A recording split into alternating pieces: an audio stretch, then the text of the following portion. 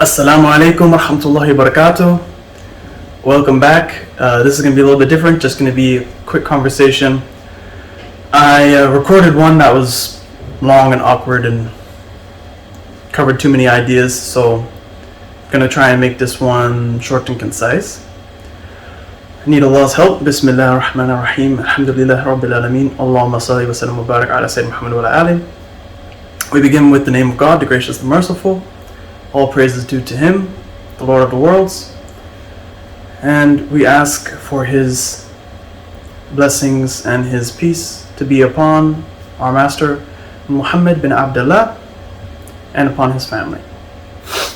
Ameen. So, let's try and prove that Islam is true. Let's try and prove that it's false, right? Let's do something. Let's do something rational, something concise. Let's not come from confirmation bias. So, if we have all of these questions, right, we have skepticism, doubt. Skepticism and doubt are extremely important because one major problem is a lot of people just follow whatever their parents are doing. They follow whatever religion their community is doing. They never convert to a different religion. They never search for truth. They just kind of go along with whatever. It's I don't know. I mean, I guess I understand it with human nature and everything, but really this is very bad. And the Quran gives us a worldview. And in the worldview from the Quran, we're told to think, be rational, be objective. Don't just follow whatever you found your community upon. Don't just follow the religion you were born into. People are born into atheism, or at least they're raised in a family that doesn't do anything about religion, maybe just has a name, doesn't even attach the name to themselves, but just hides it. It's just so absolutely small and oblivious on the side, with thousands of hours over the course of their childhood being raised by these parents, thousands of hours being dedicated onto other things, with no time at all being put onto religion. And then they grow up in a school system and in an environment and a culture and a media which mocks religion and exalts the almighty atheism. These people are born into atheism. They just follow it because it's what they were born into. They follow the religion they're born into. Maybe they're swept away by the arguments and stuff like that. Same thing with Christianity. Some people are born into that same environment, but they decide to stick with the nominal Christianity. They keep the name of Christian, and a lot of people keep the name of Muslim or keep the name of Hindu or what have you. When really it's more of a racism, a racial identity, an ethnic identity. It's more like, this is my people, this is my identity. It has nothing to do with what they actually believe or what they actually practice. And this is not a good thing. We should be rational. We should assess what we do things with purpose. So I invite everyone to do that. Think about it. Think about stuff rationally. Try and prove and see what religion is true. When you approach something, approach it objectively. Approach the scriptures of the world religions objectively. So there's one claim I'm going to look at right now. It is the claim, well, there's 4,000 different religions out there. How do you know your religion is true? Okay. Well, I don't need someone else to teach me that there's 4,000 religions out there, because I know that there's more than 4,000 religions out there. My religion teaches me that there's 124,000 religions. But they're all the same. Interesting. Is every single religion in the world the same? You have people on both sides of the argument. Some people are saying, if there's even the slightest difference, it needs to be a whole different religion, which doesn't really make a lot of sense. Like, look at a language, right? If we have English and someone makes one new word, which happens all the time in language, there's a million commonalities, but there's one new word, one difference. Did we make it a whole new language? No, it doesn't make any sense. It really doesn't make any sense. If we look at all of the religions, we find an enormous amount of similarity between them. and this has been documented by a lot of people. So we have different conclusions that people come to from this evidence. Some people say, well, all the religions are just the same. Well, no, there are differences. Don't go to either extreme. Don't say that they're all completely different, and don't say that they're all the same. I mean, if like this argument that there's different gods out there, the Christian God versus the Muslim God versus Odin versus Zeus versus all these different ones. But people are being caught up. I mean, that's like saying that there's a difference between God and Gott and Dios in English and German, and I believe Dios is Spanish. I know it's Latin. But you have all of these. I mean, it's the same thing. It's just a different word, just a different language. So really, I think a more accurate description would be to say that people are describing God in different ways, right? The Brahman of Hinduism, the one supreme God, the creator God. You have the creator God, the one supreme God in all of the other religions. Christianity as well, the ancient Egyptian religion, the ancient Greek religion. But there's an incredible work called Ormanotheismus by a German anthropologist named Wilhelm Schmidt, where he covers the world religions and researches them in great depth and concludes that every religion is actually monotheism, and that the polytheism was a later development. In every society that he studied, in every civilization, in every culture that he studied, he found that it all began with monotheism, and later generations added more details, polytheistic elements and stuff like that.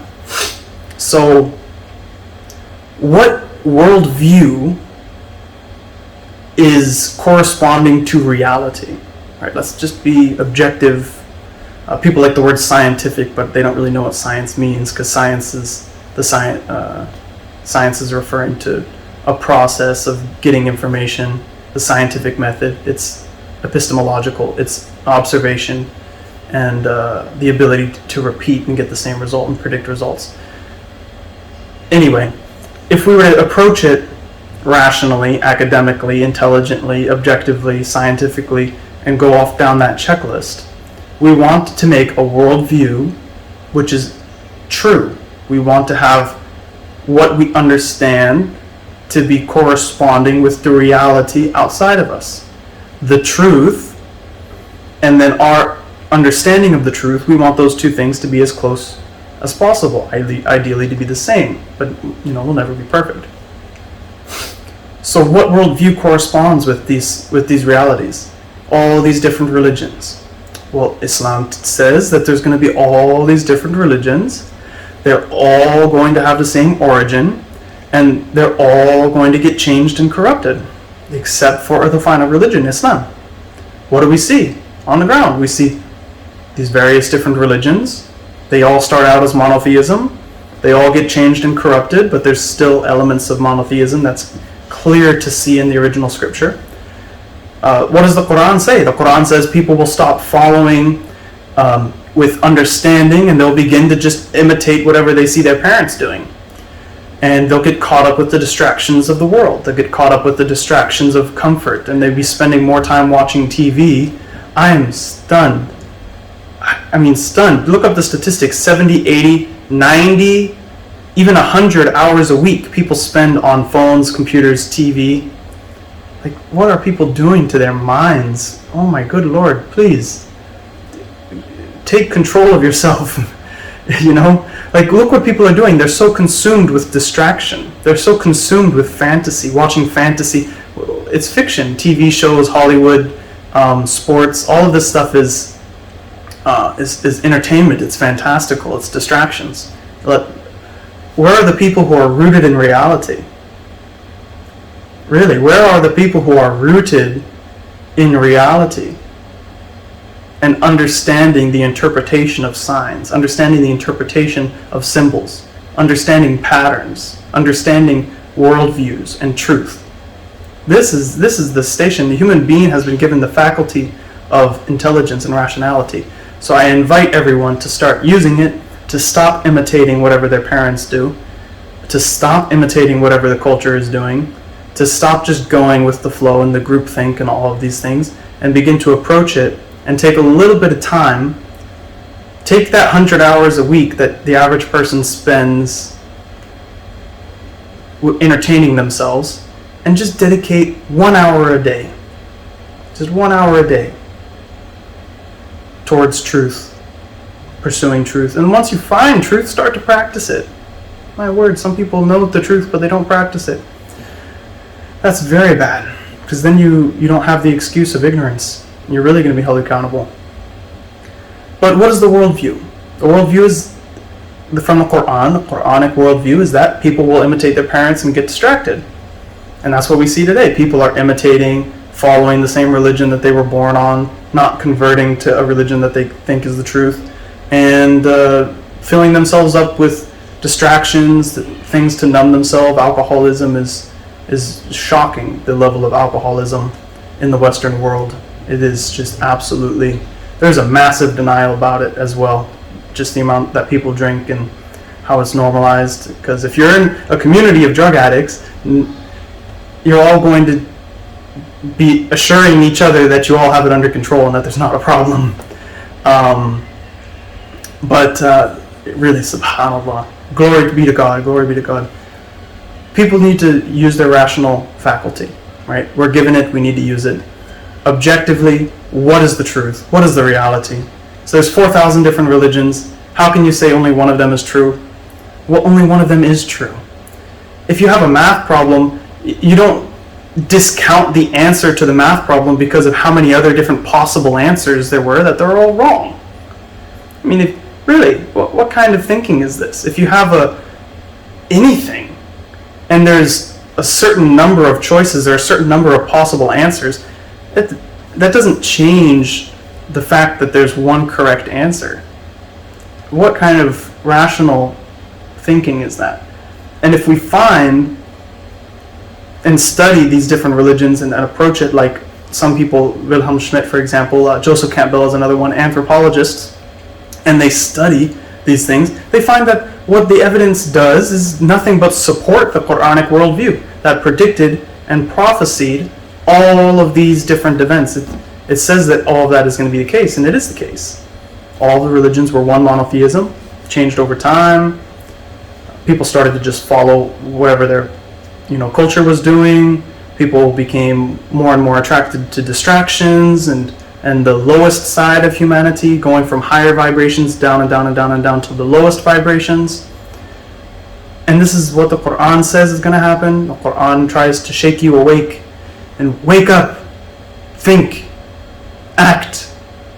Once you think and you find the truth, act upon the truth. It's sequential. It's simple. If you're not acting upon it, then the truth clearly hasn't really penetrated into your heart. So there's a lot of proofs of Islam. I think it's simple to see. It stands on its own.